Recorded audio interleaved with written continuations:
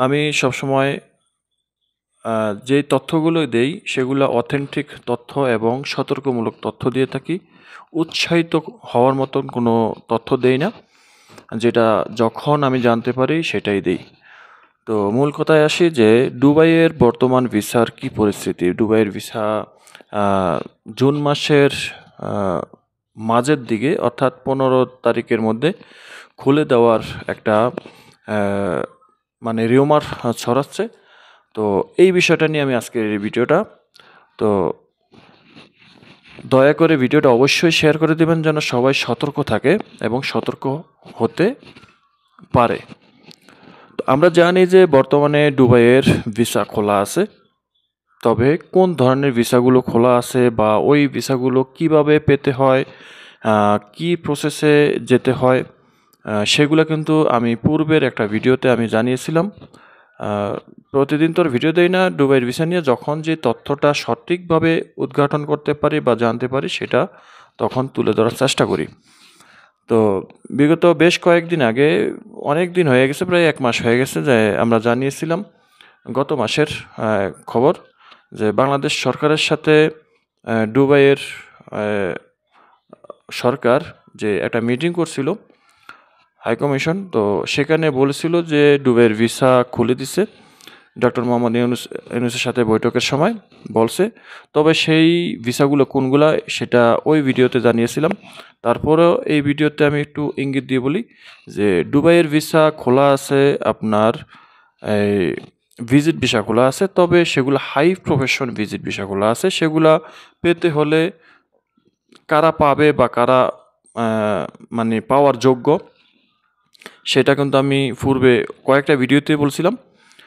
তো তারপরেও এখন না বললেই নয়, কারণ এখানে অনেকেই আমাকে ওই ভিডিওতে কমেন্ট করে এবং পার্সোনালি জিজ্ঞাসা করে যে ভাই আপনার কাছ থেকে তো মোটামুটি অথেন্টিক তথ্য পাই সতর্কমূলক। তো আসলে কি ভিসা খুলছে? দুবাইয়ের ভিসা কি জুন মাসের ১৫ তারিখের মধ্যে খুলবে? এই রিউমারটা বেশ কিছু ইউটিউবার বা বেশ কিছু লোক ছড়াচ্ছে। এতে করে অনেক ভাই ব্রাদার মানে বিভ্রান্তের মধ্যে পড়ছে এবং ইতিমধ্যে অনেক অসাধু এজেন্সির সাথে কিন্তু কথাও বলে ফেলছে এবং লেনদেনের বিষয়টাও কিন্তু মোটামুটি ক্লিয়ার করার পথে। তো তাদের উদ্দেশ্যে বলবো যে আপনি যদি কোনো এজেন্সির মাধ্যমে টাকা পয়সা লেনদেনের কোনো চিন্তা ভাবনা করে থাকেন, কথাবার্তা বলে থাকেন, দয়া করে এই ভিডিওটা দেখবেন। আর যদি নাও দেখেন তাহলে এই পর্যন্ত যদি দেখে থাকেন তাহলে আমি আপনাকে অনুরোধ করব যে এই পর্যন্ত স্টপ যান। কোনো রকম একটা টাকা লেনদেন করবেন না, পাসপোর্ট হাতছাড়া করবেন না, অন্যথায় আপনি বিপদে পড়বেন। দুবাইয়ের যে সকল ভিসাগুলো খোলা আছে সেগুলো হচ্ছে যে হাই প্রফেশন ওয়ার্ক ভিসা, যে দক্ষ কর্মী নেবে। আপনারা সেই ভিডিওটা দেখে আসতে পারেন। এবং যে ভিজিট ভিসাগুলো খোলা আছে সেইগুলা হচ্ছে আপনার হাই প্রফেশন ভিজিট ভিসা, যেগুলা মনে করেন যারা বাংলাদেশের বড় বড় বিজনেসম্যান এবং হাই কমিশনে আছে, সরকারি চাকরিজীবী, বিশেষ কাজে এই দুবাইতে যেতে হবে, তাদের জন্য এই ভিসাগুলো উন্মুক্ত আছে। এবং প্রতিদিন ৩০ থেকে ৫০টা করে ভিসা ইস্যু হচ্ছে, এখনও হচ্ছে। ১ মাস ধরে হচ্ছে, এখনও হচ্ছে। সেই ভিসাগুলো পেতে হলে আপনার নরমালি যে ভিজিট ভিসাগুলো আছে, যে আমরা যারা মানে ইন্ডিভিজুয়ালিভাবে আমরা যারা ভিজিট করি দুবাইতে এবং দুবাইতে গিয়ে চাইলে অন্য কাজে আমরা কনভার্ট হতে পারি বা হওয়ার চেষ্টা করি, এগুলা কিন্তু আলাদা ভিসা। এই ভিসায় যে খরচটা হয়, নরমালি ভিজিট ভিসায় যে খরচটা হয়, সেই ভিসার খরচ থেকে রিডাবল খরচ হয় বর্তমানে যে ভিজিট ভিসাগুলো খোলা আছে। এগুলা আমার আর আপনার জন্য না, সবার জন্য না। এগুলা বিশেষ লোকের জন্য, ঠিক আছে? পার্সোনালি বিশেষ ব্যক্তির জন্য।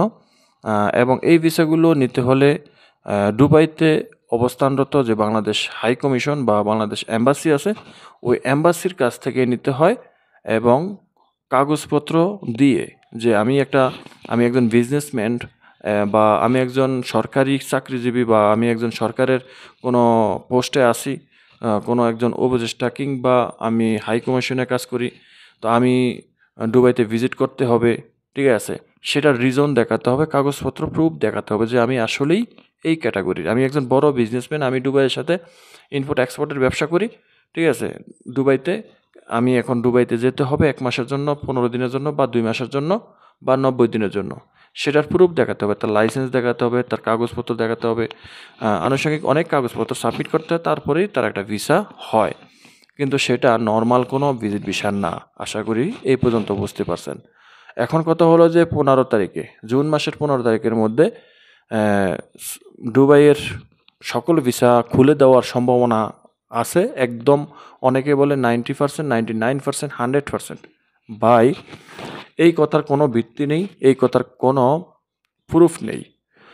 আমরা সবসময় অন্ততপক্ষে গালফ নিউজে চোখ রাখি সবসময়, এবং মধ্যপ্রাচ্যের যেই দেশের প্রবাসীদেরকে নিয়ে কথা বলি, ওই দেশের ওয়েবসাইটগুলো, সরকারি ওয়েবসাইট বলেন, সরকারি টুইটার বলেন, তাদের ভিসা সেন্টার সার্ভার বলেন, সবগুলোর দিকে আমরা সবসময় চোখ দিয়ে রাখি যে কখন কোন তথ্যটা আসে সরকার থেকে ঘোষিত অফিসিয়ালিভাবে, এবং ফিজিক্যালিভাবে কী কী কাজগুলো হচ্ছে সেগুলো আমরা কিন্তু তথ্য নেই, এবং নিজেরা যতটুকু পারি চেষ্টা করি সংগ্রহ করার জন্য, তথ্য সংগ্রহ করে অথেন্টিকভাবে জানানোর চেষ্টা করি।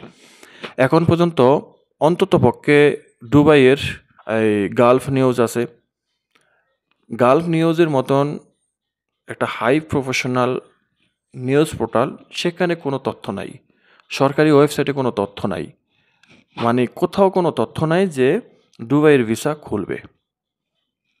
এরকম তথ্য আমরা কোনো টাইপিং সেন্টার থেকে বা কোনো ভিসা সেন্টার থেকে কিংবা কোনো এজেন্সি বা ভালো কোনো এজেন্সি বা কোনো এম্বাসির কাছ থেকে কোনোভাবে আমরা জানতে পারি নাই বা নিজেরাও জানি না। তাহলে আপনাদেরকে উৎসাহিত করব কিভাবে? এক কথায়, দুবাইয়ের ভিসা কবে নাগাদ খুলবে এটার কোনো গ্যারান্টি নাই। যদি দুবাইয়ের ভিসা খোলে তাহলে অফিসিয়ালিভাবে অন্ততপক্ষে গালফ নিউজে জানিয়ে দেবে।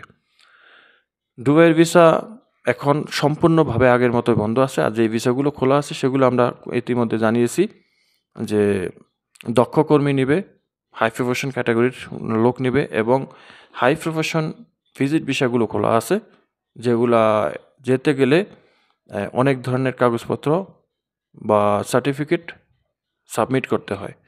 সেগুলো অ্যাপ্রুভ হবে, যাচাই বাছাই হবে, অ্যাপ্রুভাল দেবে, তারপরে আপনাকে ভিসাটা দেবে।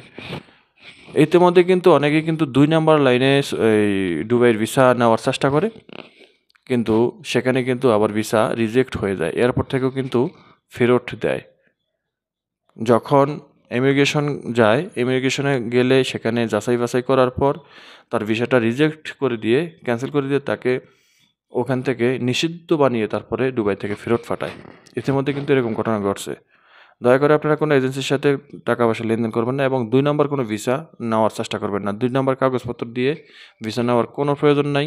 অথেন্টিক কাগজপত্র দিয়ে যদি যেতে পারেন দুবাইতে তো যাবেন, না হয় যাওয়ার প্রয়োজন নাই। বরং আপনি দুবাই এয়ারপোর্ট থেকে আপনি ধরা খেয়ে সেখান থেকে নিষিদ্ধ হয়ে আসবেন, পরবর্তীতে আপনি আর ঢুকতে পারবেন না। এই হলো বিষয়টা, আশা করি বুঝতে পেরেছেন। ভিডিওটা যদি ভালো লাগে অবশ্যই লাইক, কমেন্ট, শেয়ার করে দিবেন। চ্যানেলটি সাবস্ক্রাইব করে পাশে থাকা বেল আইকনটা অন করে দিবেন। সবাই ভালো থাকবেন, দেখা হবে না কোনো ভিডিওতে। আল্লাহ হাফিজ।